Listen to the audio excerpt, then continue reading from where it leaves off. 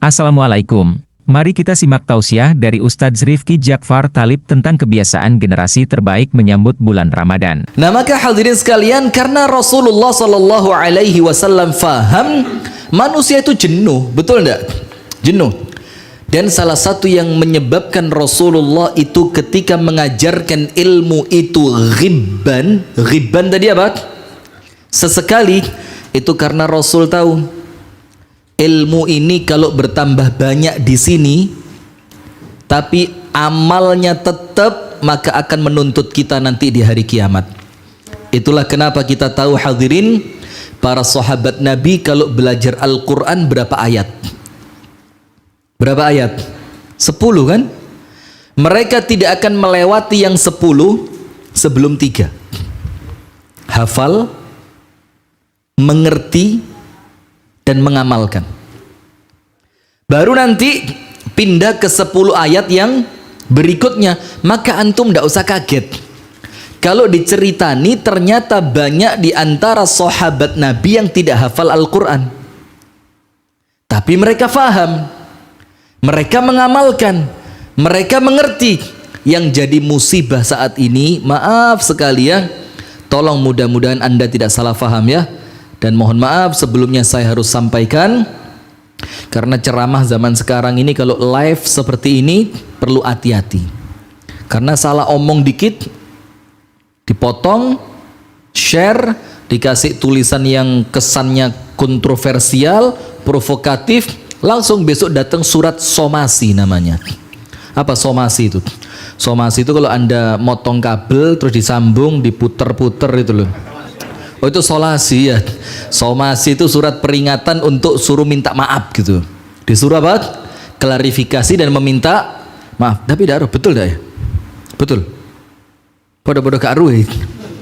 Kira-kira itulah ya. Maka begini, kalau para sahabat 10 apal, ngerti, diamalkan, baru pindah 10 lagi. Sekarang trennya beda. Sing penting apal dhisik. Sing penting apal Quran. Padahal prinsip pendidikannya Rasul kepada para sahabat, panjenengan tahu apa? Itu namanya al-imanu qablal Quran. Menanamkan iman yang rasikh. Rasikh itu apa? Menancap di dalam hati, baru kemudian diberi Al-Quran. Karena kalau Al-Quran dulu nanti ada ayat yang tidak cocok dengan hawa nafsunya, ditolak. Tanya ibu-ibu, kalau khataman Quran An-Nisa ayat tentang poligami dibaca enggak? Nah, khawatirnya begitu nanti. Kenapa? Karena imannya belum terbentuk. Itulah kenapa hadirin sekalian, Ibunda Aisyah mengatakan, untung yang pertama turun dari Al-Quran itu adalah ayat yang mengajak kita cinta kepada Allah. Coba sekiranya yang pertama turun itu ayat tentang wajibnya jilbab, atau ayat tentang haramnya minuman keras, maka mereka tidak akan masuk Islam. Tapi kami dididik dulu untuk cinta Allah, cinta Rasulullah, cinta kepada agama Islam, baru kemudian ayat-ayat itu mulai turun. Itulah kenapa 13 tahun di kota Madinah, antum silakan buka Al-Quran pada surat-surat Makkiyah. Surat apa? Makkiyah. Sedikit sekali bisa dikatakan tidak ada ngomong hukum. Pokok pembahasannya cuma 3. Iman kepada Allah, membenarkan risalah Nabi Muhammad, dan meyakini adanya hari kebangkitan. Roto-roto cuma 3 ini. Betul apa enggak? Betul? Oh, kayak rohai. Betul, 3 ini sudah Makkiyah itu. Baru ketika imannya tertata, besok dikasih hukum potong tangan, minuman keras haram, ndak boleh zina, ndak boleh mencuri. Kenapa? Atine wis mantep. Nah, kita sekarang ndak. Barusan masuk kampungnya orang langsung eker-eker. Wah, po salat model ngene iki. Iki beda kabeh iki, mulai pucuk sampai pucuk iki. Wih, itu tidak bisa. Maka dengan itu kita ini bukan sekedar berdakwah, tapi apa? Harus ngerti tata cara rambu-rambu dalam dunia dakwah. Nah, sudah. Puji dan syukur alhamdulillah kita haturkan kepada Allah di malam hari ini. Alhamdulillah, walaupun sempat gerimis tadi ya, kita dipertemukan oleh Allah dalam majelis yang mulia ini, yang alhamdulillah sudah libur semenjak 3 bulan. Maksud saya Allah, saya menisan sampai Syawal gitu. Sudah libur selama 3 bulan, tapi alhamdulillah dengan karunia Allah, dengan ketetapan Allah, dengan takdir yang Allah tetapkan untuk kita, malam ini kita ketemu. Alhamdulillah. Dengan tujuan yang baik, dengan niatan yang baik, dan di dalam tempat yang baik. Dan panjenengan lihat, nanti insya Allah kalau saya lupa tolong diingetin ya. Semua berita gembira itu, setiap berita gembira pasti turun di tempat yang baik.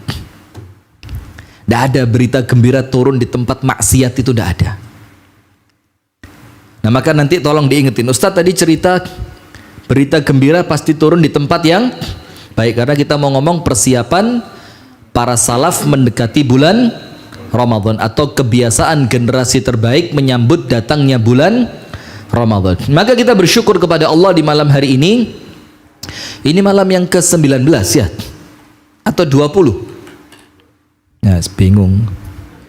Dan tidak apa-apa, saya suka orang yang bingung-bingung ini, nguru ini gampang. Loh enggak, sudah lewat 17, sudah dari kemarin.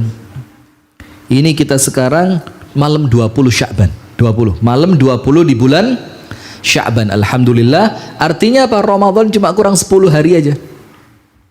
Ramadan cuma kurang berapa? 10 hari. Maka ini bentuk bahwa kita niat ketemu Ramadan. Apa salah satu cirinya?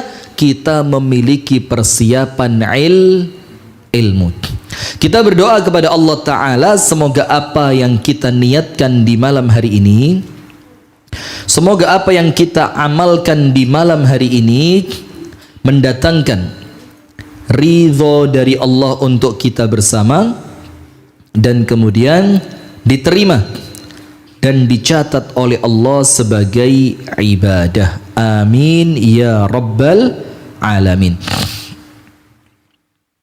Hadirin sekalian, ibu-ibu dan bapak-bapak yang dirahmati oleh Allah, kemudian salawat beriring salam semoga tercurahkan dan terlimpahkan kepada uswah kita, suri tauladan kita, dan kekasih kita bersama, Nabi besar, Nabi agung, An-Nabi Muhammad sallallahu alaihi wasallam, beserta seluruh keluarganya, beserta seluruh istrinya, beserta seluruh sahabatnya, dan seluruh di antara umat dan pengikutnya yang setia menjalankan sunnah, tuntunan, dan ajarannya ila yaumil qiyamah.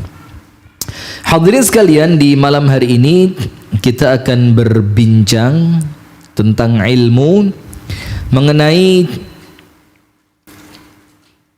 kebiasaan, atau lebih tepat amalan yang dilakukan oleh para salaf kita.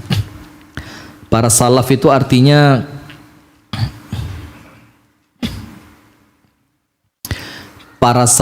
artinya generasi terbaik kan? Para sahabat, para tabi'in, dan tabi'ut tabi'in. Sahabat, tabi'in, dan tabi'ut tabi'in.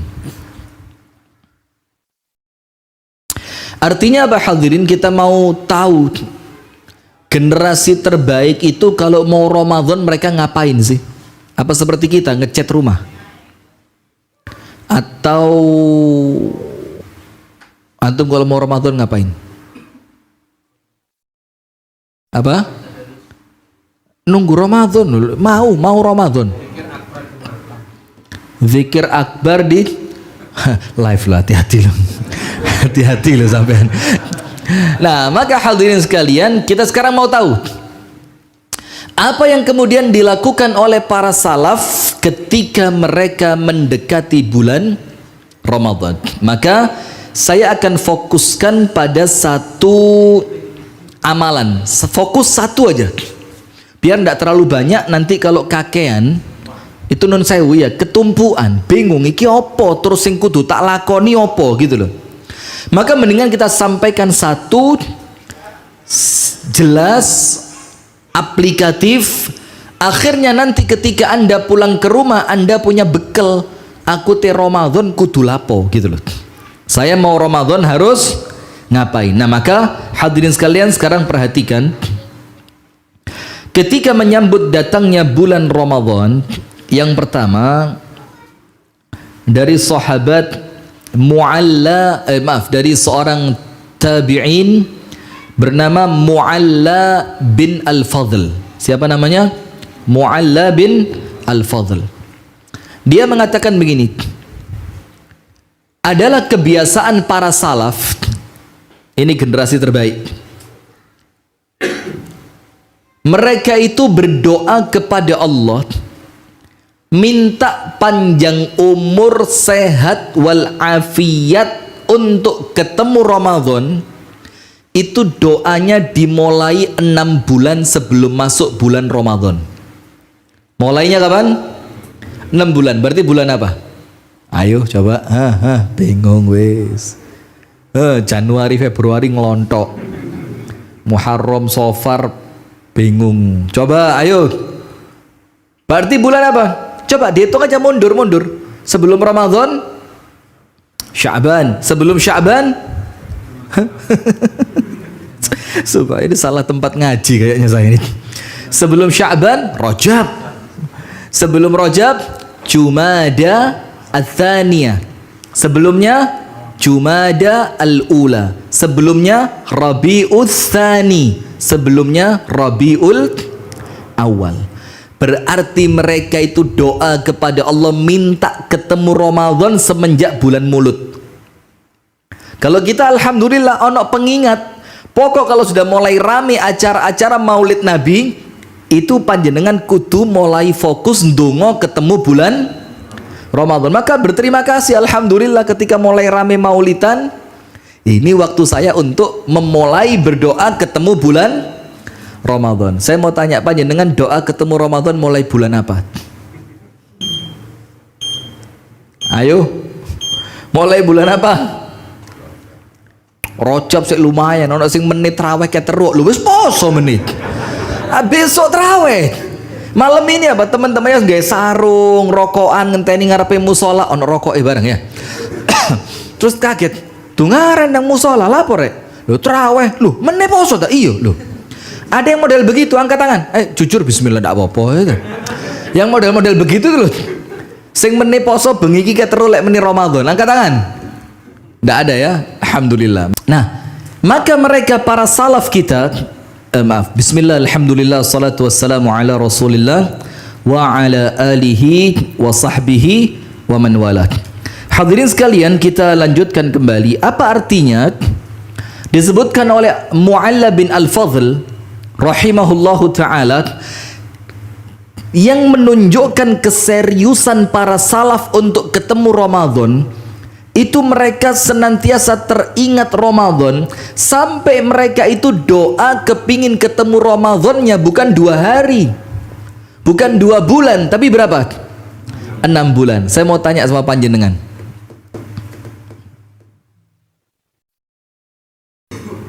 sehingga tak roto ya apa? Antum sudah nikah Ustaz? Iya. Persiapan nikah berapa lama dulu? Nikah loh setahun. Persiapan mau nikah berapa? Setahun. Dan setahun itu ada yang hitungannya pendek, ada yang bahkan mungkin lebih dari setahun. Coba nun sewu, mohon maaf, yang ketika mau nikah itu persiapannya lebih dari setahun, angkat tangan. Setahun, lebih setahun. Nyiap nopo doa wae. Panjenengan nyiapin apa dulu?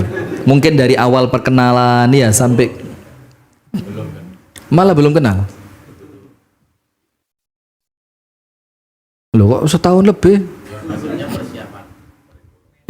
Oh nggih, persiapan mental, persiapan finansial ya. Lebih setahun. Ini untuk urusan pernikahan.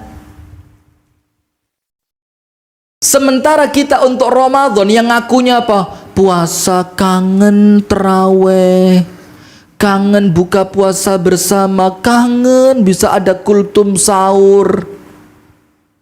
Itu yang ngomong kangen-kangen. Apa yang menunjukkan bahwa kangen antum itu serius? Yo adalah antum serius minta kepada Allah bahwa saya ya Allah kepingin ketemu Ramadan. Sudah? Setelah mereka berdoa 6 bulan untuk ketemu Ramadan, kemudian apa? 6 bulan berikutnya Syawal, Dzulqa'dah, Dzulhijjah, Al-Muharram, Safar, terus apa habis Safar? Rabiul Awal. Itu doanya ganti. Ganti apa?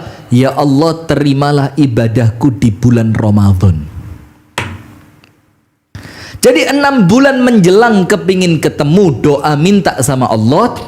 6 bulan setelahnya minta kepada Allah dan berdoa agar ibadahnya di bulan Ramadan tidak sia-sia, tidak ditolak. Nah sekarang lihat salah satu doanya apa? Salah satu doanya apa? Disebutkan oleh Al-Imam Yahya ibnu Katsir rahimahullahu ta'ala, dikatakan kana min du'ais salafi, adalah sebagian di antara doanya para salaf itu ketika mereka mendekati bulan Ramadan, itu doanya semakin kuat. Dan salah satu doa yang mereka baca, tolong dihafalkan ya, kalau tidak bawa tulisan nanti insya Allah saya share ke Abu Fakhri atau saya share ke siapa, atau saya share ke antum ya, nanti disebarkan ke WA group. Punya WA kan? Loh, WA Waos Al-Quran. Oh ya, baru gini, bukan WhatsApp. WA itu Waos Al-Quran. Nah gitu. Isuk WA, bengi WA, mari mangan WA, kate turu WA, tangi turu WA. Ini jangan dikira WhatsApp. Oh enggak. Kalau orang Islam WA-nya itu apa? Waos Al-Quran. Cocok napa cocok? Sampai dijak goroh kok seneng ya, astagfirullahaladzim. Sudah, lanjut. Nah, begini doa mereka, nanti tolong dihafalkan ya, karena ini wis genting loh Pak. Mohon maaf ya, ini sudah memasuki injury time. Sebentar lagi udah peluit panjang ini. Tit. Peluit panjangnya 2, antara ketemu Ramadan atau masuk kuburan. Lu serius? Antara peluit panjang untuk kita bisa ketemu Ramadan, kerja keras di bulan Ramadan, atau peluit panjangnya apa? Dijemput oleh malaikat maut. 10 hari ini macam-macam bisa kejadian loh Pak. Segala sesuatu pada sisa 10 hari itu bisa kejadian.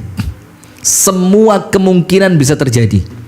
Bisa meninggal dalam kurun waktu 10 hari ini, bisa.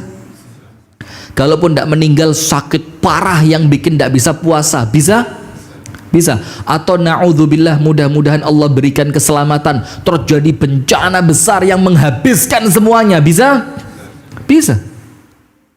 Anda tahu kira-kira bulan Januari yang lalu, seingat saya Januari, ada sepeda motor parkir banyak gitu, terus ada mobil beberapa di belakangnya di perempatan jalan, yang perempatannya itu menurun begini. Dari belakang disikat truk yang remnya blong, bung bung bung bung bung bung. Lihat videonya, lihat. Mereka nyangka ndak sebelumnya kalau bakal mati. Sama seperti antum sekarang, ndak nyangka sebentar lagi mati, moro-moro ngono ae. Loh, serius ini. Dan kita ndak sedang guyon ini, sedang serius main-main, nanti main-main, nanti di surga main-main, di dunia kerja keras. Ibu-ibu, loh kok ndak ada? Pindah kemana? Masya Allah, zolim. Saya ngaji tuh kalau ibu-ibu tidak kelihatan tuh kurang lego ya. Nampaknya kok dizolimi banget gitu loh. Padahal kan istilahnya itu ladies first. Apa ladies first itu? Perempuan itu diutamakan gitu loh ya. Tapi tidak pantas kalau depan perempuan, laki-laki di bawah, malah lucu ya. Ya sudahlah, terima nasib aja. Nah sudah, maka begini doanya. Karena 10 hari ini semua kemungkinan banyak bisa terjadi, maka kita mau supaya kemungkinan-kemungkinan buruk itu diminimalisir dengan doa. Apa doanya? Bismillah. Yang pertama, Allahumma salimni li Ramadan. Allahumma, ya Allah, salimni, selamatkan aku. Kalau kami, salimna, selamatkan kami, li Ramadan, untuk bulan Ramadan. Artinya dua.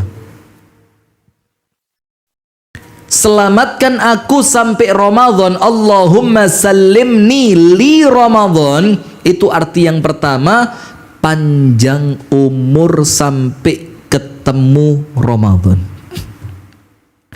Arti yang kedua, dalam keadaan sehat walafiat. Hidup tapi tidak bisa sehat, percuma. Ketemu Ramadan malah sedih.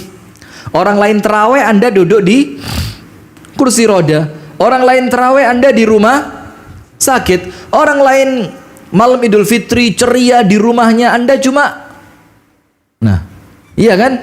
Maka Allahumma salimni li Ramadan, ya Allah, selamatkan hambamu ini ya Allah sampai Ramadan. Itu kita minta dua, panjang umur, sehat wal afiat. Panjenengan pernah lihat deh orang pulang sawah jam 10 pagi. Kalau di tempat kami itu jam 10 wis mulai pulang sawah karena mulai panas. Nggak tahu kalau di Blitar ini jam berapa pulang sawah itu?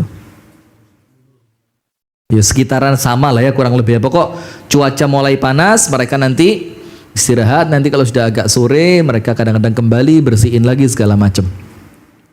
Pulang sawah, pulang ke rumah makan. Setelah makan, dia mandi. Habis mandi tidur. Kira-kira jam 10:30 dia tidur. Bangun jam 12, harapannya nanti azan zuhur dia sholat ke masjid. Anda tahu? Tidak bisa bangun, tidak bisa teriak, tidak bisa gerak. Stroke. Na'udzubillah min dzalik. Ada begitu? Banyak. Nah, maka doa ini penting, jangan diremehkan. Allah, apa sih donga itu? Padahal doa ini menurut Al-Imam Asy-Syafi'i adalah anak panah yang tidak mungkin luput dari sasaran. Apa artinya? Sekali antum lepaskan, antum pasti dapat. Kan begitu? Jadi tidak ada ruginya orang berdoa itu. Kalau tidak diberi apa yang dia inginkan, Allah ganti dengan pahala.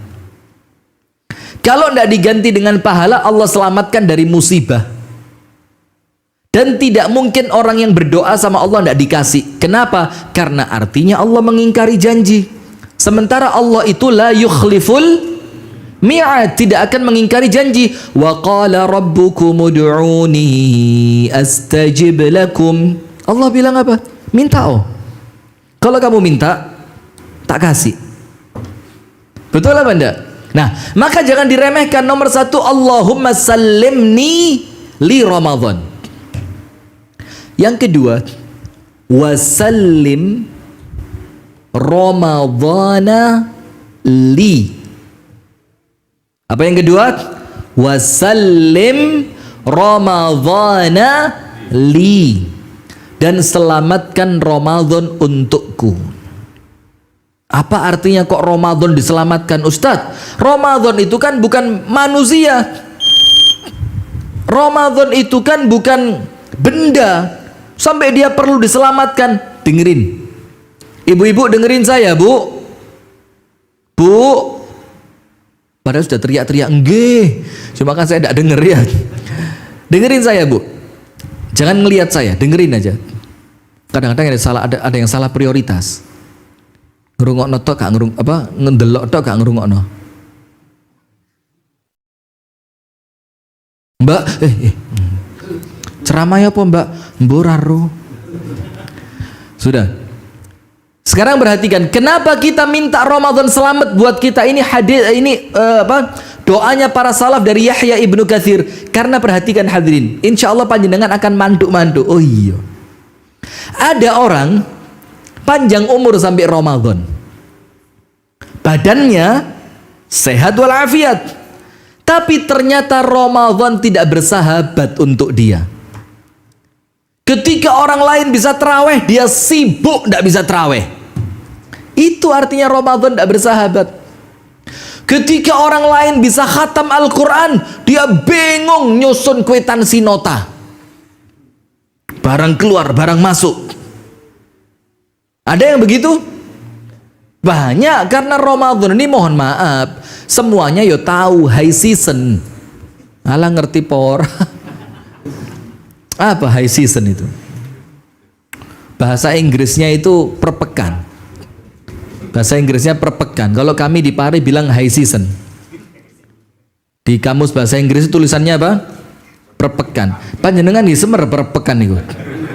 Iya, rame-rame ini pasar. Orang jual apapun laris. Jual kue laris, jual pakaian laris, jual makanan laris, jual kitab laris. Coba, semuanya laris. Nah, maka ini ujian. Ini waktunya orang-orang yang mencari dunia atau orang-orang yang mencari akhirat. Sampai antum tahu, ini tulis amalan salaf yang kedua, loncat tapi tulisan. Yang pertama banyak doa. Nomor dua apa? Kerja keras mulai Rajab. Jadi para salaf itu kerjanya lembur mulai bulan apa? Rajab. Wah, kemalan dunyo iki. Kerja kok lembur ram. Bukan masalah kemalan dunyo, karena apa? Karena mereka tahu nanti uang yang mereka kumpulkan dari hasil lembur itu mulai Rajab dan Sya'ban itu ditabung supaya Ramadan tidak terlalu kerja. Tapi yo repot lah kerjaannya tukang jahit ini. Hah? Tukang jahit, waduh saya kesian kalau deket-deket lebaran lihat tukang jahit itu. Waduh, duh. Dimaki-maki sama orang. Iki kainku iki. Wis 3 wulan sing dhisik tak dekek kene. Dicekel ora? Iku gawe wong sugih sik teko wingi wis dadi. Woi, ada yang begitu? Alah, ndak ero gak tau gawe kain. Beli baju jadi kan? Nah, begitu itu artinya Ramadan, maaf hadirin, Ramadan tidak bersahabat. Orang lain bisa khatam Al-Quran, dia kena deadline kerja dari kantornya. Harus menyelesaikan laporan tahunan misalkan. Orang lain khataman kitab. Insya Allah nanti kami juga di bulan Ramadan itu ada khataman kitab. Nanti panjenengan bisa saksikan lewat Sayap Dakwah TV. Di 10 hari terakhir itu sudah 2 tahun ini masuk tahun ketiga. Kita 10 hari terakhir i'tikaf plus khataman kitab. Kita mau khataman kitab gitu. Orang lain bisa i'tikaf khataman kitab, dia apa? Pusing. Kenapa? Permintaan telur ayam meningkat. Ini artinya apa? Ramadan tidak bersahabat buat dia. Maka kita minta selain panjang umur, sehat walafiat, kita minta sama Allah, Ramadan pun ya Allah jadikan bersahabat untukku. Betul enggak? Penting ini. Jadi minta sama Allah supaya kesibukan kita di bulan Ramadan itu betul-betul sibuk ibadah. Antum tahu ucapan Al-Imam Al-Ghazali rahimahullahu ta'ala di dalam kitabnya Ayyuhal Walad. Beliau mengatakan begini, ciri berpalingnya Allah dari seorang hamba, apa cirinya? Jadi ciri kalau panjenengan itu oleh Allah gak direken. Apa bahasa gak direken itu apa? Tidak dihiraukan. Anda oleh Allah, maaf ya, dalam tanda kutip dicuekin. Apa cirinya? Allah jadikan kesibukannya tidak manfaat untuk akhiratnya. Jadi senantiasa sibuk, tapi sibuknya itu tidak ada akhirat. Maka kita ini alhamdulillah hadirin bersyukur. Saya syukur sama Allah banyak, terima kasih sama Allah. gak sepiro api, gak sepiro pinter, gak sepiro soleh, gak sepiro taat. Tapi Allah jadikan kesibukan kita itu muter majelis taklim. Panjenengan pun mungkin sama ya, pindah dari satu majelis taklim menuju majelis taklim yang lain.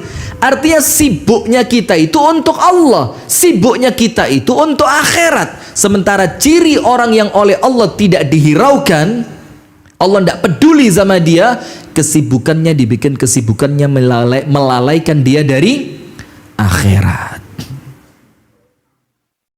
Teken MOU, ngecek tanah, pas poso pemborong ruwet. Iya. Nah, maka saya senantiasa sarankan buat siapapun yang saya kenal malam ini, insya Allah untuk panjenengan juga. Saya mesti ngomong begini, kalau mau beli baju lebaran buat anak-anak sekarang, mudah-mudahan uangnya sudah ada, amin. Karena kesiannya itu kalau orang nunggu THR kan, nunggu THR-nya datangnya terakhir-terakhir, toko sudah rame, mall sudah rame, akhirnya ngaco. Hari-hari terakhir di bulan Ramadan, hari-hari terakhir orang itu rebutan rahmatnya Allah lewat Lailatul Qadar. Dia bingung milih pakaian untuk anak-anaknya, beliin sekarang. Yang mau renovasi rumah sekarang. Karena maaf, begitu banyak orang di 10 terakhir Ramadan diazab sama tukang, "Wih, ngecat telung dino." Sak menit telung dino, gak usah dicet rek, didilat cecek dadi. Padahal lidahnya cecek berapa? Coba ada yang begitu? Akeh. Renovasi kamar mandi coba ganti. Keramik kamar mandi, malah rusak posomu. Karuan gak usah diganti menisan wis. Nanti habis lebaran kalau perlu. Kalau mau sekarang. Apalagi datang ke penjahit sekarang. Kenapa? Kita kepingin nanti Ramadan itu kita fokus hanya untuk ibadah. Dan yang terakhir, bukan ceramahnya, ini poin pertama sih. Yang terakhir jangan khawatir, seperti biasa jam 9 kurang seperempat baru selesai. Yang terakhir, watasallamhu minni mutaqabbala. Wa tasallamhu minni mutaqabbala. Apa artinya? Dan terimalah ibadah kami di bulan Ramadan. Karena ada hadirin, orang itu panjang umur, sehat walafiat, tidak sibuk dengan dunia, dia ibadah, ternyata ibadahnya sama Allah tidak diterima. Dan sebab terbesarnya ada 2. Tentunya selain tidak mencocoki sunnah Nabi Muhammad. Jelas kan? Sebab yang pertama, asyirku billah, dia melakukan perbuatan-perbuatan syirik.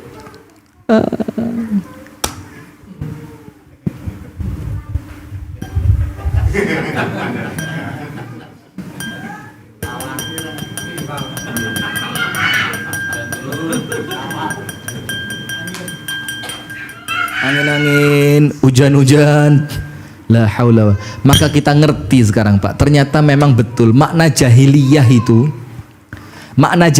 itu bukan senantiasa orang yang tidak bisa baca, tidak bisa nulis. Ini kelasnya profesor ini, profesor, doktor, insinyur, MA, PhD, apa mana PhD? Gak ngerti sampean. PhD itu loh, profesor luar negeri itu loh. MM, merjosono mergan,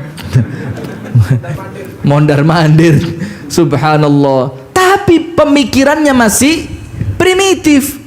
Yo ini jahiliyah. Maka orang Arab jahiliyah dulu jangan anda kira bodoh-bodoh, Pak, pinter-pinter. Lawang di zaman itu nulis tuh lo diguyu. Seperti panjenengan sekarang, maka udah gak nulis kabeh kan? Karena di zaman itu nulis itu diguyu, Pak. Ketara lek goblok. Lo iya. Maka panjenengan aduh memalukan. bawa kertas, pulpen, ini diguyu zaman dulu. Kenapa? Karena yang nulis itu yang lemah akal. Terus anda mau bilang orang Arab jahiliyah bodoh-bodoh? Tidak ada, pinter. Kenapa dibilang jahiliyah? Karena mereka tidak keluar dari penghambaan diri kepada makhluk. Karena mereka tidak mengenal hakikat tauhid kepada Allah Subhanahu wa ta'ala. Nah, maka sebab terbesar pertama orang itu ibadahnya ditolak, dia melakukan apa? Syirik. Termasuk syirik itu apa? Percaya adanya pawang hujan, syirik pol. Karena sekarang lagi rame di Facebook. Syiriknya di mana? Gak tau ngaji kok takon, teko pengajian tak kandani. Tanya syiriknya di mana di Facebook. Datang sama ulama, tanya sama alim, ngerti diajarin nanti. Dan syiriknya dua. Bisa jadi besar yang menjadikan orang itu murtad dari agama Islam, bisa jadi kecil. Kapan syiriknya besar? Ketika orang yang begini itu dianggap orangnya punya kekuatan dari dirinya untuk menghentikan hujan, sehingga menyamakan antara kekuatan Allah untuk menghentikan hujan dengan kekuatan makhluk. Besar atau kecil? Besar. Taswiyatu ghairillah billah fima huwa min khasaisillah. Menyamakan selain Allah dengan Allah dalam perkara yang khusus untuk siapa? Allah. Syirik bukan? Syirik. Kalau oh, bukan dia, tetap Allah yang menghentikan, tapi sebabnya dia, tetap syirik tapi kecil. Kenapa? Seakan-akan Allah bisa diatur sama Mary Keme ini.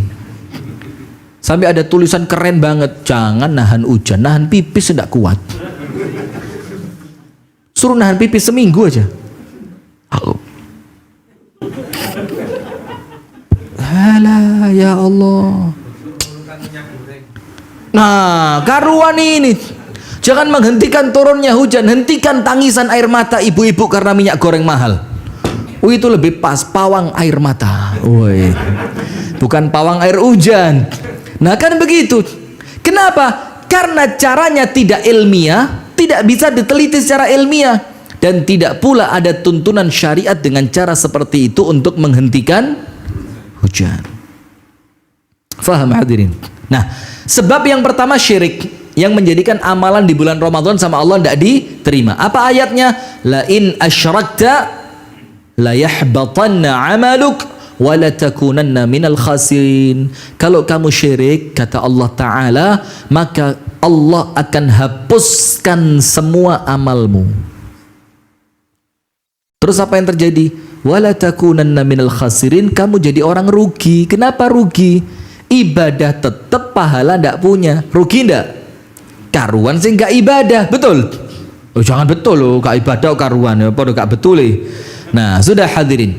Sebab kedua,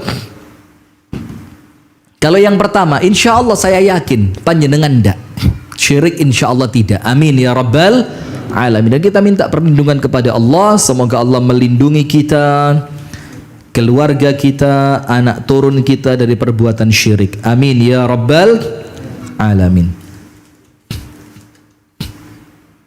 Sebab kedua apa? Anda tahu?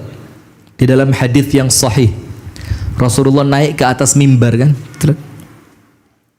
Kemudian Rasulullah Muhammad sallallahu alaihi wasallam mengucapkan amin 3 kali. Insya Allah ingat hadisnya ya, ini sering dibaca di bulan Ramadan. Setelah Rasulullah selesai, para sahabat tanya, ya Rasulullah, tidak ada yang berdoa, kamu pun tidak nampak berdoa, kami pun tidak berdoa.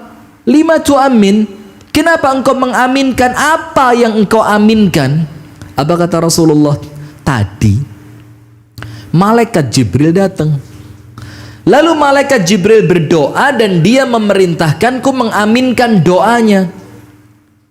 Maka ketika malaikat Jibril berdoa, aku ucapkan amin. Apa artinya amin? Ya Allah, kabulkan. Yang doa siapa? Jibril, malaikat yang paling mulia. Yang mengaminkan siapa? Nabi Muhammad, Nabi yang paling mulia. Saya mau tanya, yang doa malaikat paling mulia, yang mengaminkan Nabi paling mulia, diterima enggak? Diterima. Apa salah satu doanya? Ya Allah, jangan terima ibadah Ramadan dari seorang anak yang ada masalah dengan orang tuanya. Ayo, tak usah dingkluk, ndak langsung urusan ngene dingkluk kabeh. Coba disebutkan oleh para ulama bukan cuma orang tua, tapi apa? Musyahin. Musyahin itu apa? Punya masalah dengan orang lain, dengan saudaranya, kakaknya, adiknya, ponaannya, pakliknya, pakdenya, buleknya, budenya, mbahnya, mbah kakungnya, mbah putrinya, dan dia menyimpan kebencian dan dendam dan belum maaf-maafan, tidak diterima sama Allah. Coba, panjenengan Ramadan sudah berapa kali? Ikut puasa Ramadan dulu berapa kali? Oh, 10 ya lebih, 10. Oh, umur berapa sekarang? Usia berapa? 10 itu loh, kayak saiki umurnya 20 ae. Berapa sekarang usia? Katakanlah 40 ya, 40. Mulai puasa umur 15 lah. Wis lawe, 20 ngenom-ngenom nih. 25 tahun. Yang sepuh aja ya, kalau yang masih muda kan sik titik poso nih. Panjenengan sudah berapa kali puasa Ramadan? Nun sewu ya, berapa? Sekarang usia berapa kira-kira? 55. Kalau 15 40 kali loh. Dapat apa panjenengan? Puasa 40 kali tuh dapat apa? Lah ini serius ini, coba kita mikir. Kita 40 kali masuk madrasah Ramadan, dapat ijazah apa? Orang S1 aja Pak, 18 tahun kok. Ini 40 tahun. S piro Izan? Loh. Panjenengan usia berapa sekarang? Usia kok 72 itu loh, kelahiran. Kelahiran 72, berarti sekarang berapa? 50. Kalau katakan puasa mulai umur 15 berarti sudah 35 tahun kan? Loh, coba 35 kali Ramadan. Kenapa kok kita tidak ada peningkatan? Ibu-ibu, kenapa ibu-ibu Ramadannya tidak ada peningkatan? Pancet ket biyen. Pertanyaannya mek siji, Ustadz, sikat gigi pakai odol di siang hari Ramadan, angsal boten pret. Takon ket biyen seprono sprene poso ping 30 gak genti-genti pertanyaan. Iya kan? Pertanyaan kita tidak berkembang, tidak meningkat. Saya mau tanya, kumur pas wudhu di bulan Ramadan siang boleh apa ndak kumur-kumur? Kumurnya nggak banyu degan. Ayo, boleh apa ndak? Lagi kurang kerjaan kok kumur nggak banyu degan kan ya. Nah, artinya apa? Kenapa Ramadan kita tidak meningkat? Mohon maaf sekali, saya sama panjenengan sama podo. Saya ini puasa sudah kira-kira sekarang umur saya 27, berarti kok empane gak percaya? Berapa kira-kira? Berapa kira-kira? 3. Terima kasih Mas, Anda baik hati, Masya Allah. 36. Dikit lagi, nanti bulan April kalau mau ngasih hadiah ulang tahun boleh tanggal 1. Itu 37. 37. Tua ya. Astagfirullah, enggak nyangka loh. Tak kira masih 27, 28. Kumpulan rek nom-nom soalnya ya. Sudah sama saya sama panjenengan. Ya enggak meningkat juga kan, tahun ini susah. Buka itu kalau enggak ada tahu berontak itu kayaknya kok belum buka. Itu apa, tahu isi itu loh. Itu weci. Tahu isi. Tempe gembos, Allahu Akbar. Terus minumnya apa? Es, teh. Allah, ini nuansanya udah kayak Ramadan rasanya ya. Nggak berubah, kenapa? Karena boleh jadi, mohon maaf, memang Ramadan kita nggak diterima sama Allah. Kenapa Ramadannya nggak diterima? Boleh jadi di dalam hati masih menyimpan apa? Kebencian. Nah, maka kita minta kepada Allah pada doa nomor 3 apa? Wa tasallamhu minni mutaqabbala. Ya Allah, terimalah semua ibadah yang aku lakukan di bulan Ramadan. Nah, itu yang pertama, persiapan doa. Nomor dua, persiapan finansial. Seperti yang saya sampaikan di awal tadi, ini amalannya salaf. Jadi jangan dikira kalau ngomong salaf itu ngaji terus. Nggak ada. Salaf itu menempatkan sesuatu pada porsinya. Wayai kerja serius. Jangan wayai kerja sholat duha. Kerja sama juragan lagi. Juragan ini golek ini sopir gitu.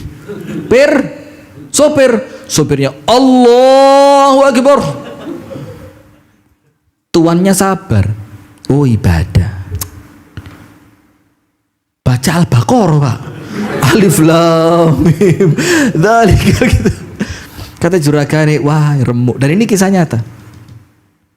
Ada satu, mohon maaf ya, saya tidak sebutkan negaranya. Pokok pekerja luar negeri yang kerja di Saudi Arabia. Jadi sopir.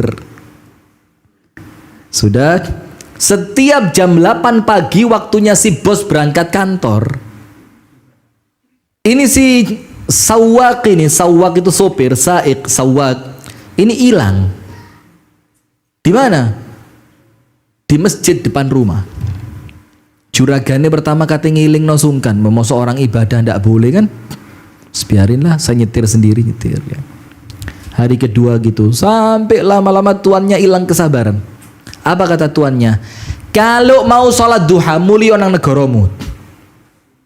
Sholat duha itu sunnah. Sementara akadmu dengan saya wajib dipenuhi sebagai sopir.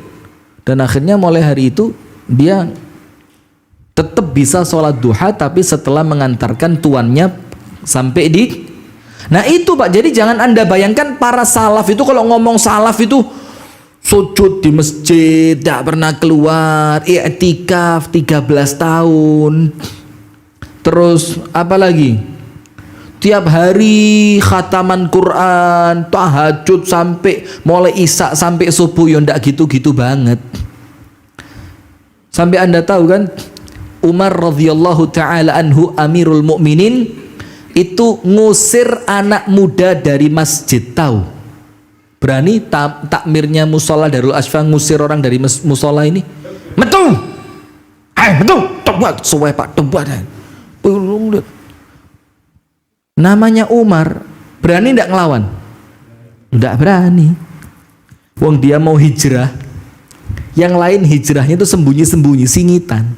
Umar pengumuman depannya Ka'bah, kafir Quraisy, besok ini yang namanya Umar ini besok mau pindah ke Madinah. Yang kepingin istrinya jadi janda, anaknya jadi yatim, temui Umar di pintu keluar kota Mekah. Ada yang nemui? Apa kata orang kafir? Golek perkara jarno ae wis. Ngari ruwet colne ae ta. Coba, itu Umar.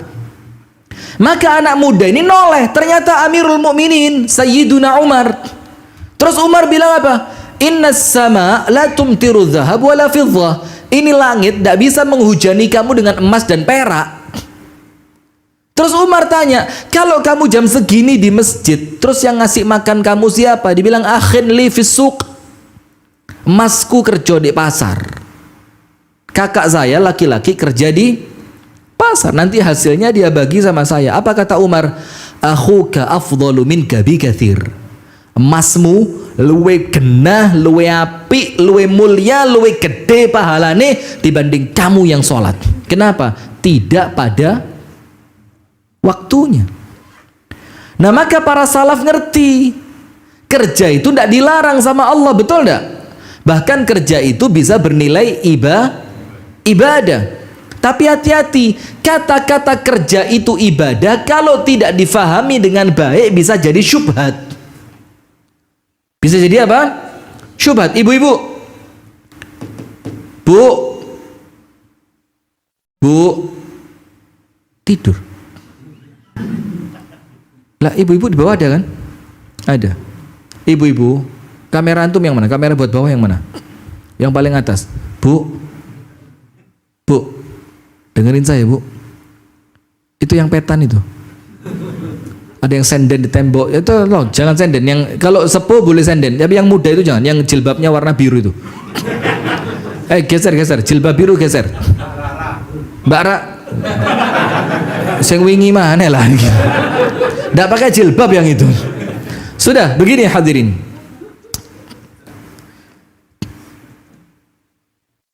Maka para salaf ngerti hadirin. Kerja itu ibadah, tapi ketika salah memaknai ya rusak. Ibu-ibu misalkan suaminya suruh kerja, mas dan kerja ngono mas, kerja itu ibadah. Sudah, suami kerja selawi tahun gak mulai. Ibadah, ya ibadah sama perempuan lain di sana. Nggak ada.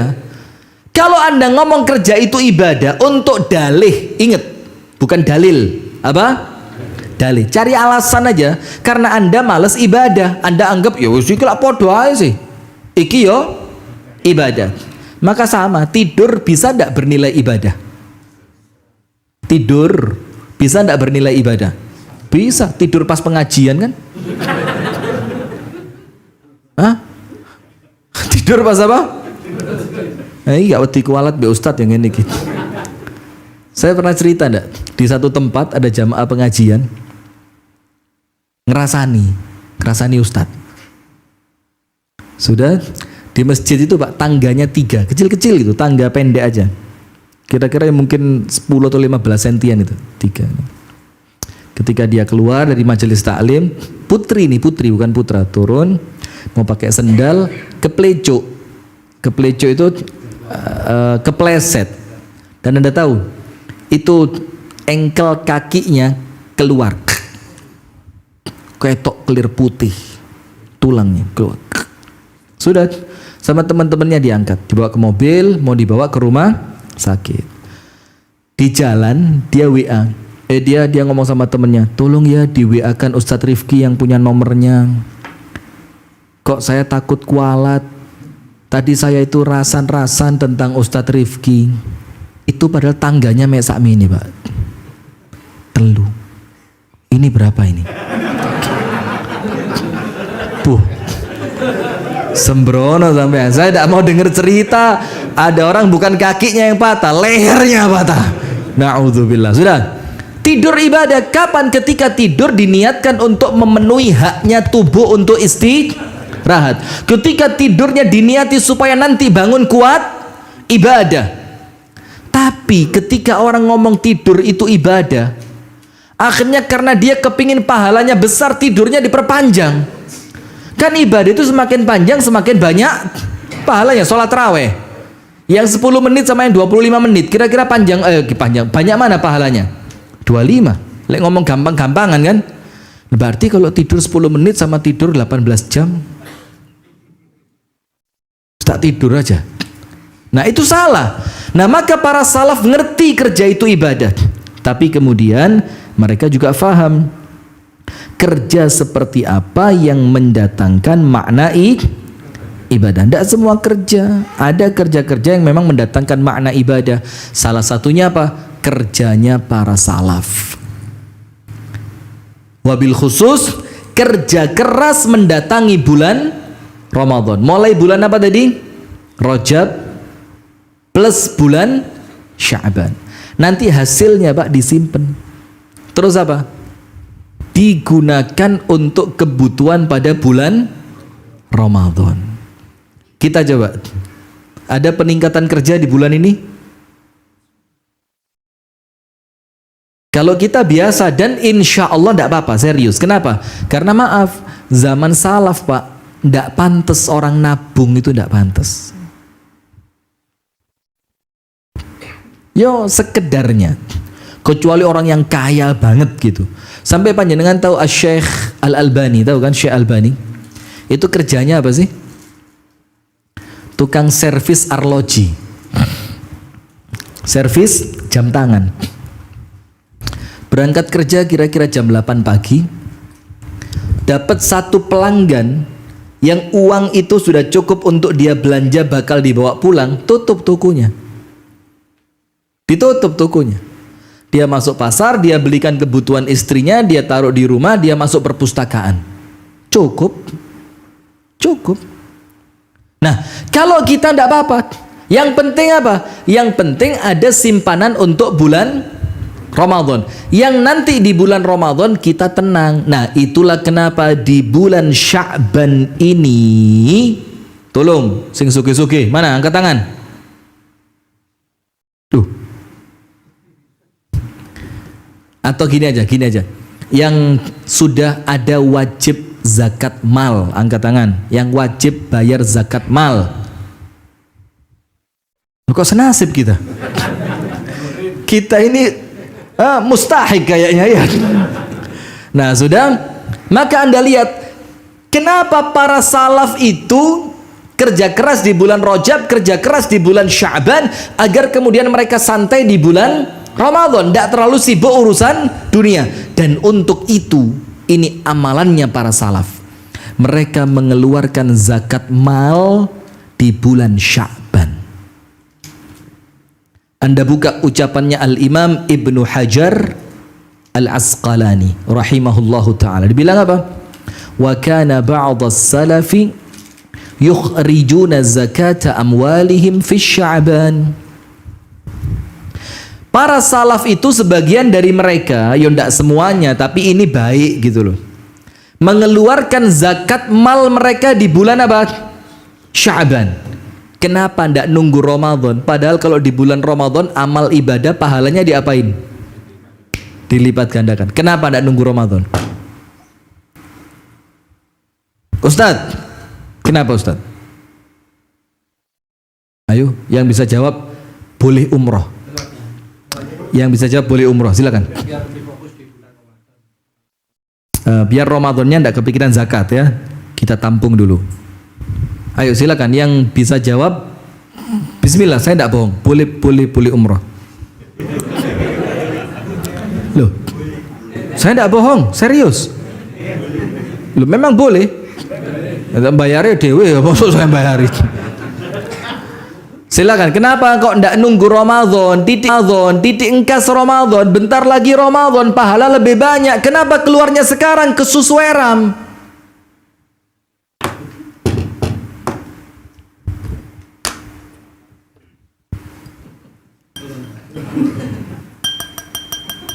Kenapa?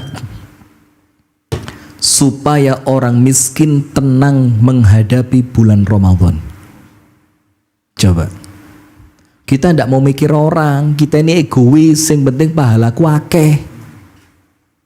Maka zakatnya nunggu Ramadan. Sama, mohon maaf ya, ada sebagian di antara kita ini Pak, senengane lek wakaf iku masjid terus, gara-gara pikiran lek masjid digawe ibadah. Padahal wakaf kuburan itu ya penting. Sekarang lihat kuburan-kuburan kita penuh ndak?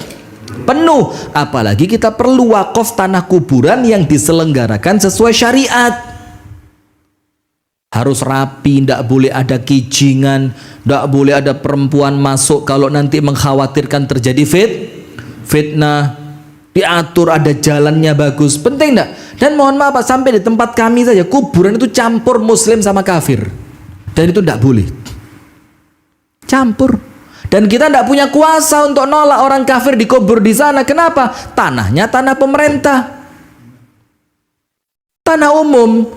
Coba kita bikin, coba. Ayo urunan. Piro rek? Gak usah kakek. Sak uang 500.000 gitu misalkan. Sak gini dapat tanah sudah Pak.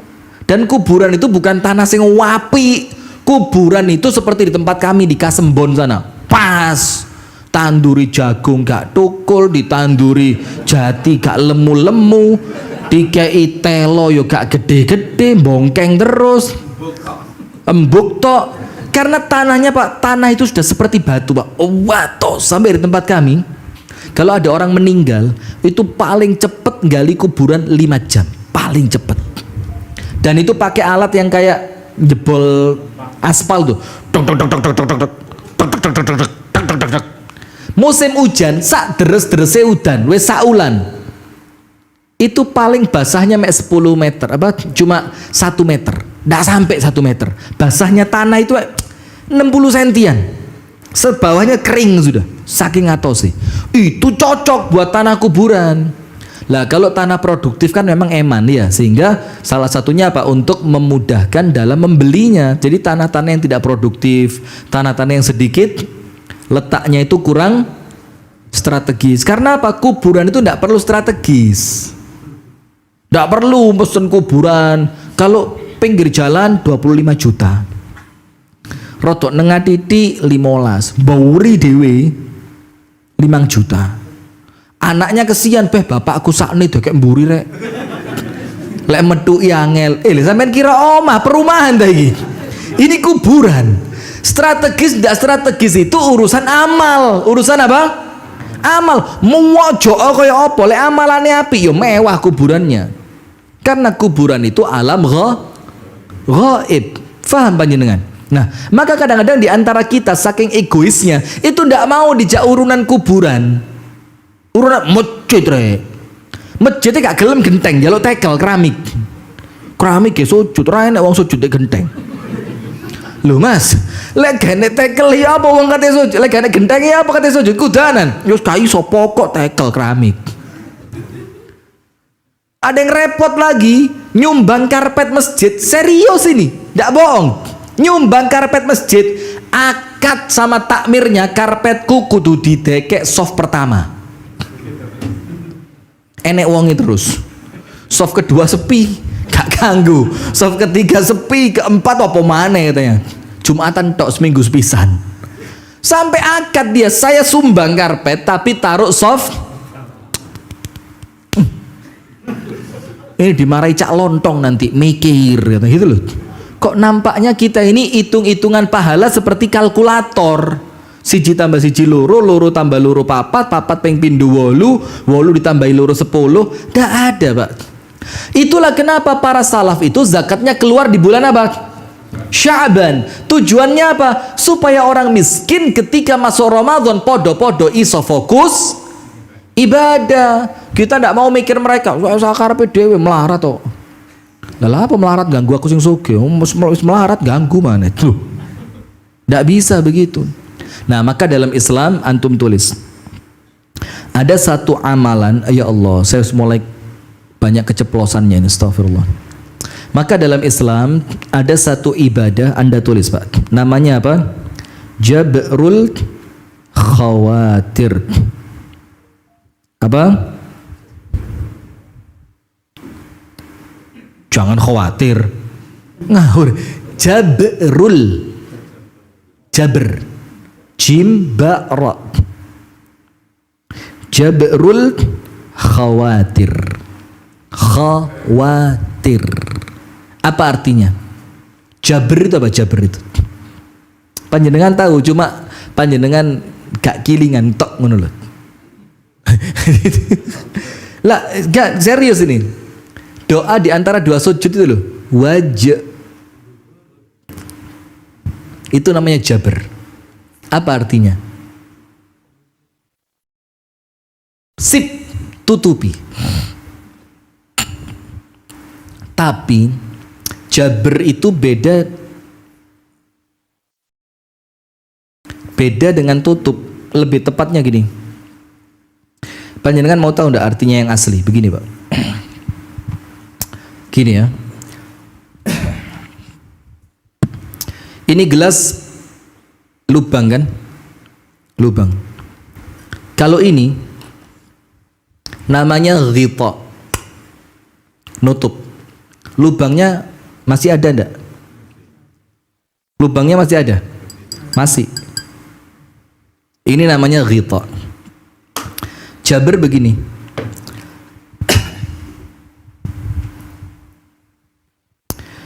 Ini isinya apa, volume ya, ruangan ini. Kalau jabr begini Pak, ini bukan terang udan. Oh dikira terang udan. Coba ada minyak itu lebih bagus ini, desain minyak ini. Sudah tidak ada tempat tersisa. Baru kemudian ini namanya apa? Jabr. Kalau kemudian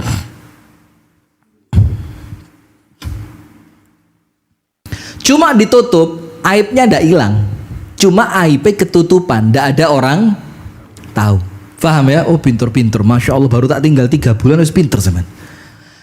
Tapi kalau Jabr, selain ditutup, itu aibnya sama Allah ditambal dulu. Orang sakit gigi, giginya lubang, ditutup apa ditambal? Ayo bahasa yang betul apa? Giginya ditutup atau giginya ditambal? Ditambal. Kenapa? Lubangnya harus penuh terisi dulu, baru kemudian ditutup pakai alat yang lain lagi. Itu namanya Jabr. Nah, kita kepada orang miskin di bulan Ramadan itu namanya apa? Jabrul khawatir. Apa Jabrul khawatir itu? Nambal perasaannya orang miskin. Berarti bukan cuma nutupi mata, nutupi kepala dari kesedihannya orang miskin. Ini orang Islam kudu ngerti loh, jangan egois. Bukan cuma nutup mata, nutup telinga dari penderitaannya orang miskin, tapi apa? Penderitaannya bantu dulu. Baru setelah Anda bantu pura-pura oh tidak tahu, ndak usah minta matur suwun. Itu namanya ibadahnya apa? Jabrul khawatir. Dan ini Pak, panjenengan perhatikan dengan baik. Ibu-ibu, loh jilbab biru lagi. Tolong jilbab biru geser. Jilbab biru ket mang pancet ae. Wong di jilbab biru. Ponggo. Ini jangan-jangan ada yang jilbaban biru temenan malah soro ini. Waduh, nanti pulang dicegat saya. Sampean kan mau sentimen be aku Ustaz jari. Loh, saya guyon saja ini. Begini. Kok lupa masuk. Ini Anda nyumbang orang miskin, nggih. Nyumbang orang miskin. Bismillah. Lepas 1 juta. Bismillah. Nilai pahala panjenengan tidak menutup kemungkinan lebih besar Anda dapat pahala karena meringankan kesedihannya orang miskin dibandingkan 1 juta yang Anda keluarkan. Faham enggak? Jadi 1 juta yang Anda keluarkan ono pahalane dewe. Pahala sodako. Faham? Dan pahala nutupi sedihnya orang miskin ada sendiri. Dan para ulama bilang apa? Jauh lebih besar pahala yang nutupi sedihnya orang miskin dibanding uang yang kamu sodakohkan. Sing medit-medit. Gak usah singitan. Nah itu amalan salaf nomor berapa? 2. Nomor 3. Saya terus terang, saya tidak tahu jujur ini Ustadz Abu Fakhri. Di sini memang biasa kalau kajian Ustadz Hatta jam berapa selesai? 8 kurang 1/4 sudah habis berarti ya. Baik, insya Allah kita lanjutkan nanti ya. Tidak tahu tahun berapa gitu. Saya lanjutkan 1 ya, saya tutupi 1. Saya tambah 1. Apa yang 1 ini? Apa amalan salaf yang ketiga? Persiapan al-isti'dad ar-ruhi. Al-isti'dad ar-ruhi. Apa artinya? Persiapan ruhiyah. Persiapan apa hadirin? Persiapan ruhiyah. Atau kalau bahasa kita lebih mudah, karena saya seneng ceramah itu yang bahasanya gampang dicerna gitu. Kalau saya ruwet-ruwet usul fikih, mustalahul hadis, hadis mu'dhal, jamaah bingung apa iku cendol. Nggak ngerti mereka. Begini. Persiapan ruhani. Ini penting. Panjenengan sekarang tak kasih tahu dulu. Kenapa persiapan ruhani itu penting? Kenapa persiapan ruhani penting? Ayo. Umroh lo. Umroh lo hadirin, eman-eman lo ini. Nggih, Pak. Umroh lo nggih. Nanti napa dereng? Insyaallah saya doakan panjenengan khusus tulus dalam hati. Mudah-mudahan panjenengan segera oleh Allah dimudahkan berangkat umroh. Amin amin insyaallah. Apa tadi saya mau tanya? Lah, pertanyaannya apa? Ah iya. Kenapa persiapan ruhani itu penting? Ayo. Kenapa, Mas? Boleh agar waktu puasa ruhaninya sehat. Terus silakan, tidak apa-apa. Keliru paling tak suruh pulang kok. Zaman kita SD dulu, yang bisa jawab boleh. Oh cuman saiki keliru mulai lo malah gak gelem. Beda sudah ceritanya ya. Begini Pak. Ala fa inna fil jasadi mudghah, dalam dirinya manusia ada segumpal darah. Kalau dia baik, semuanya baik. Kalau dia buruk, semuanya buruk. Faham? Apa segumpal darah itu? Hati. Ruhiyah itu tempatnya di mana? Hati. Iman di mana? Hati. Takwa di mana? Hati. Nah, berarti kalau kepingin seluruh fisik kita nanti ketemu Ramadan itu semuanya baik, maka yang dibersihi apanya? Ruhaninya, hatinya. Tak kasih contoh yang lain. Anda diceritain kan sama Ustadz Muhammad Hatta bahwasannya Rasulullah itu ketika di tempatnya Halimatus Sa'diyah didatengin oleh malaikat yang membelah apa? Dadanya Rasulullah, kemudian jantungnya atau hatinya dikeluarkan, dibersihkan, kemudian dimasukkan kembali. Saya mau tanya, apa pentingnya kok sampai hatinya dibersihkan?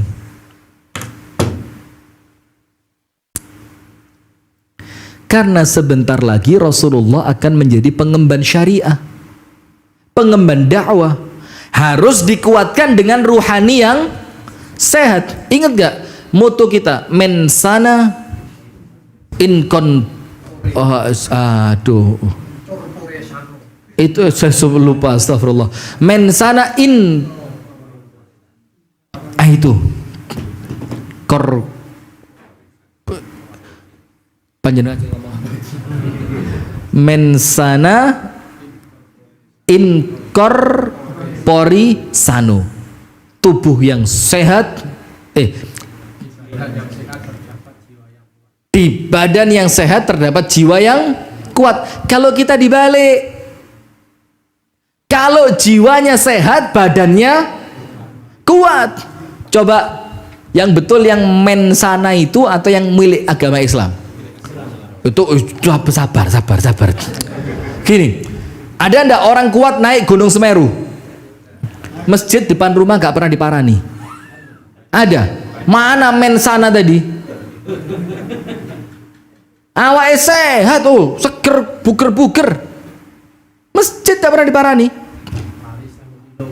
Lari 10 kilo, 10K.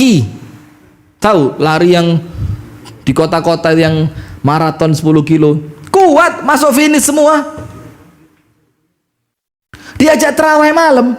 Saya punya cerita. Aduh, waktunya rek. Terus lanjut tuh. Begini. Saya tidak usah nyebut tempat, tidak usah, saya bahaya karena live ini memang kita perlu betul-betul apa? Hati-hati.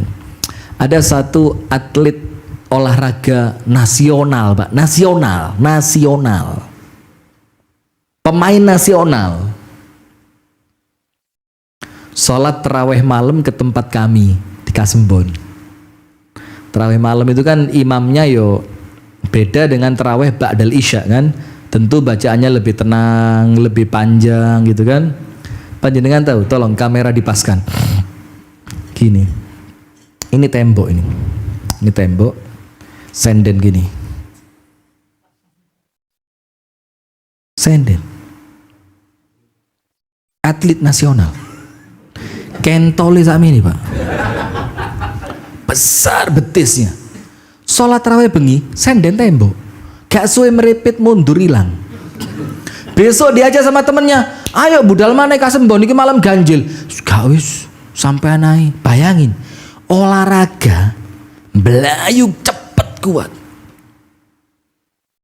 Targetnya pelatih dia bisa lakukan untuk Allah. Mana men sana?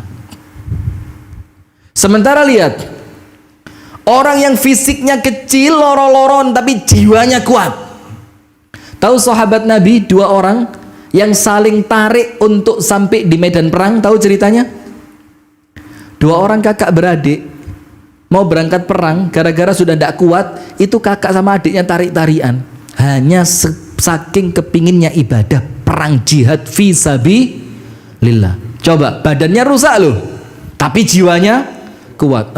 Jadi men sana diwalik. Sekarang apa? Di dalam jiwa yang kuat terdapat tubuh yang sehat. Apa? In corpore sano men sana. Bahir seneni wong yang ngerusak tatanan ya. Begitu. Nah, maka kita perlu ruhiyah yang benar. Perlu ruhiyah yang mantap, dan ini amalannya salaf. Tak kasih cerita. Yang pertama, Rasulullah dadanya dibelah oleh siapa? Malaikat. Untuk menerima apa? Risalah dari siapa? Allah. Anda kira cuma sekali itu? 2 kali. Yang kedua kapan? Kapan? Salah. Kapan yang kedua? Kapan? Sebelum Isra Mi'raj. Kalau waktu Isra Mi'raj telat. Sebelum Isra Mi'raj, Rasulullah duduk di bawah naungan Ka'bah. Jadi ini tembok Ka'bah. Rasulullah bersandar begitu menghindari panasnya apa? Matahari. Didatengin malaikat Jibril, dibelah dadanya, dibersihkan. Kenapa? Karena sebentar lagi mau berjumpa dengan siapa?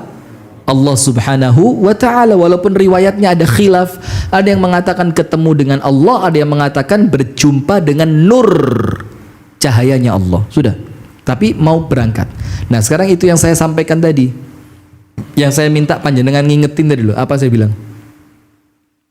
Datangnya berita gembira di tempat yang baik.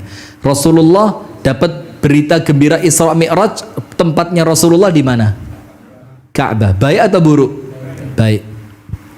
Siti Maryam dapat makanan dari Allah, buah musim dingin dia dapatkan di musim panas, buahnya musim panas dia dapatkan di musim dingin. Sampai Nabi kaget, Nabi Zakaria. Padahal Siti Maryam bukan Nabi kan? Sampai Nabi dibikin kaget. Makanan itu datangnya di mana? Fil mihrab, tempat sholat. Nabi Zakaria alaihi salam dapat berita gembira bahwasannya istrinya hamil. Sampai Nabi Zakaria tidak percaya. Ya Rabb, kaifid, bagaimana? Wa mraati aqira, istriku mandul, saya sudah tua. Allah bilang, apa yang Allah tidak bisa lakukan? Dapat berita gembira itu di mana? Wa huwa qaimun yusalli fil mihrab. Dalam keadaan Nabi Zakaria sedang berdiri sholat di mihrab. Dan banyak cerita-cerita yang lain. Artinya kalau panjenengan senantiasa mendatangi tempat yang buruk, jangan ngimpi dapat berita baik. Tapi kalau panjenengan senantiasa berada di tempat yang baik, tinggal tunggu waktu, berita baiknya pasti datang. Nah, sudah. Yang kedua, ketika Isra Mi'raj, hatinya dibersihkan. Betul enggak? Kemudian di bulan Sya'ban, saya lanjutkan ya Abu Fakhri ya. Nanggung, ya Allah, belum tentu sebulan sekali ke sini karena kemarin di bulan Sya'ban ada namanya malam nisfu Sya'ban. Kan kita ini alhamdulillah ya, diberikan oleh Allah hidup di akhir zaman ini dengan ulama yang macam-macam kan.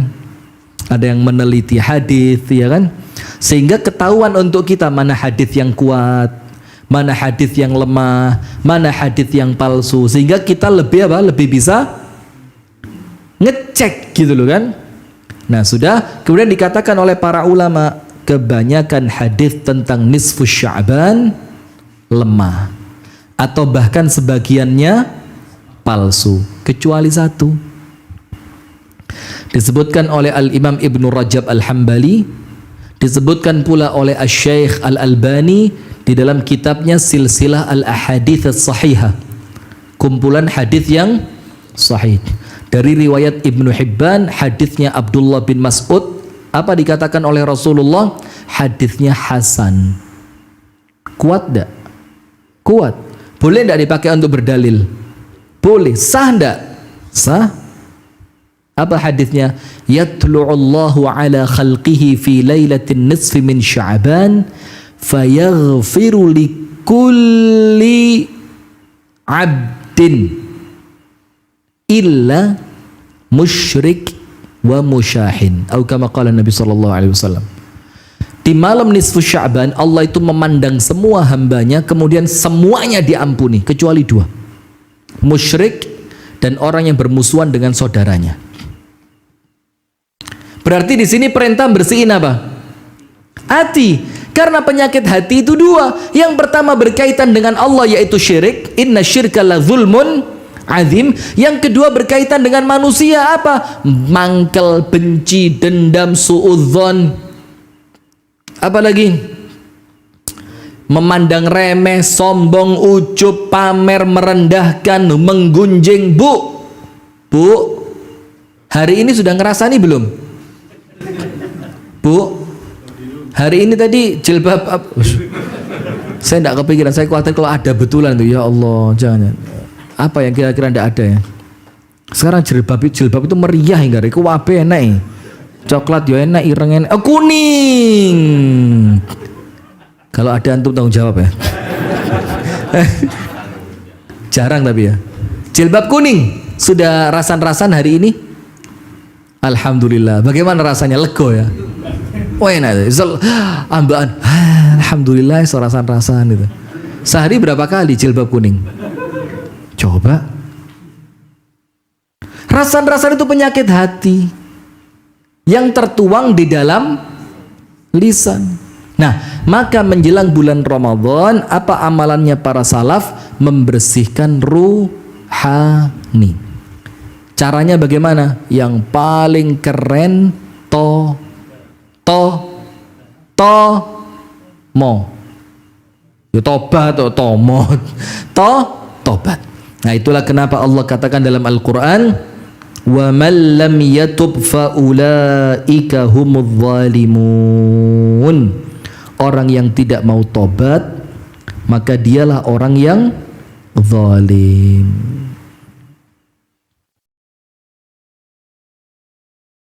Kalau tidak mau tobat, maka dia orang yang zalim. Saya mau tanya, kenapa orang yang tidak mau tobat oleh Allah dikatakan orang zalim? Kenapa? Nah, itu karena dia merasa tidak punya dosa, dalam keadaan Allah sudah katakan bahwa kita ini diciptakan lemah, penuh dengan dosa. Wes tahu bahwa dia banyak dosa, apalagi terang-terangan. Wes ngaku tahu ngene, tahu ngono, tahu nanggeni iki, tahu ngicipiku, tahu numpak iki, wes tahu, ndak mau tobat, zalim. Kenapa zalim? Karena dia mencelakai diri sendiri. Saya mau tanya, mencelakai orang lain boleh enggak? Mencelakai orang lain boleh enggak? Enggak boleh. Mencelakai diri sendiri lebih tidak boleh. Itulah kenapa dalam Islam itu bunuh diri termasuk dosa apa?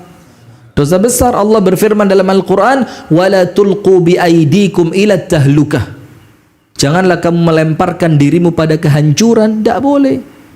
Nah, maka yang masih ngerokok ini mana? Tidak ngerokok semua ini ya. Alhamdulillah, pas di musola soalnya ya. Tidak tahu nanti keluar masih ngerokok apa enggak.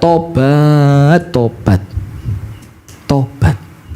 Saya ini hadirin bukan termasuk yang mengatakan rokok itu haram. Saya tidak termasuk. Karena saya kalau ngomong fikih lebih hati-hati karena takut. Mosok kita mengharamkan, kalau nanti di hari kiamat ternyata hukumnya tidak haram ya apa? Atau sebaliknya, saya juga bukan termasuk yang menghalalkan karena takut. Kita bilang tidak apa-apa, terus no gak apa-apa, perlu sekali nyumpati papat. Cak lego sampe nyedot itu enak. Saya juga tidak termasuk yang menghalalkan. Kenapa? Takut. Mosok nanti kita ngomong halal ternyata di hadapan Allah oleh Allah dihukumi apa? Haram. Saya cuma khawatir. Kalau teman-teman yang ngerokok itu pas nyedot gini kan tarik nafas dalam itu apa dalam bahasa kedokteran deep breathe lupa saya. Deep breathe ya apalah istilahnya apa sampai sembrono. Deep breathe. Kan nyedotnya itu kan mesti jeru ya, orang ngerokok. Ada yang kan itu arah SD latihan ngerokok. Panas. Rata-rata orang ngerokok itu jeru, Pak. Ketika itu asap dia keluarin,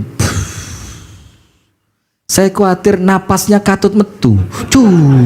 Mermeklek mati. Nggak takut sampean. Pas gua beluk itu nyawa katut ke gua. Nggak wedi sampean. Katut cucu tarik.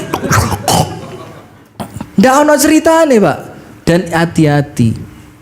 Uang rokok itu Allah hisab, yang pasti ketika anak dan istri lebih butuh tapi Anda pakai untuk itu. Saya belum ngerokok, saya belum nikah kok. Iya juga ya, apa ya? Belum nikah. Susah emang. Susah. Pokok intinya tidak baik lah ya. Maka persiapan para salaf yang ketiga mendekati Ramadan itu apa? Tobat. Dalam rangka membersihkan ruhani. Maka menjelang Ramadan ini sampai di bulan Sya'ban yang lalu, itu kalau pengen dapat ampunan pada malam nisfu Sya'ban disuruh menghilangkan kebencian kan. Intinya bukan pada Sya'bannya, tapi intinya apa? Supaya nanti ketemu Ramadan hati sudah bersih, diiringi tobat, dosa sudah berkurang, karena tidak ada yang memberatkan ibadah kecuali dosa. Itu yang dapat saya sampaikan. Mudah-mudahan ada manfaatnya. Hadirin sekalian, sebenarnya ada beberapa hal lagi yang penting untuk disampaikan, tapi sudahlah ya, karena memang sudah terlalu malam juga. Insya Allah kalau panjenengan berkenan dan ada waktu, ada kesempatan, ada kelonggaran, insya Allah besok kita lanjutkan di Masjid Ar-Rahmah. Tidak tahu Ar-Rahmah itu daerah mana, pokok di masjidnya Dewan Dakwah itu ya, di Masjid Ar-Rahmah Tanah Wetan, Sanan Wetan. Insyaallah besok subuh sampai syuruk. Barakallahu fikum wa jazakumullahu khairan. Karena ini pengajian terakhir ya menjelang Ramadan, maka saya pribadi dan teman-teman yang bersama saya dari Yayasan Sayap Dakwah Organizer yang pegang kamera, pegang jadwal semua, termasuk saya juga, apabila ada ucapan kami yang kurang berkenan, apabila ada sikap tindak tanduk kami yang kurang menyenangkan, apabila ada candaan kami yang terkesan berlebihan, maka kami memohon dibukakan pintu maaf yang sebesar-besarnya. InsyaAllah kita berdoa kepada Allah semoga kita semuanya panjang umur sampai ketemu Ramadan. Mudah-mudahan kita semuanya sehat walafiat, bisa ibadah di bulan Ramadan, dan mudah-mudahan Allah terima amal kita nanti di bulan Ramadan. Amin ya rabbal alamin. Wabil khusus untuk ibu yang berjilbab biru, Bu ya. Kalaupun Anda ada di sana, saya maaf tadi saya guyon saja. Saya tidak kepikiran jangan-jangan ada betulan yang berwarna jilbab biru, maka kita ganti jilbab kuning. Barakallahu fikum. Kita tutup dengan doa kafaratul majlis. Subhanakallahumma wa bihamdika asyhadu an la ilaha illa anta astaghfiruka wa atubu ilaik. Kurang lebihnya mohon maaf. Assalamualaikum warahmatullahi wabarakatuh.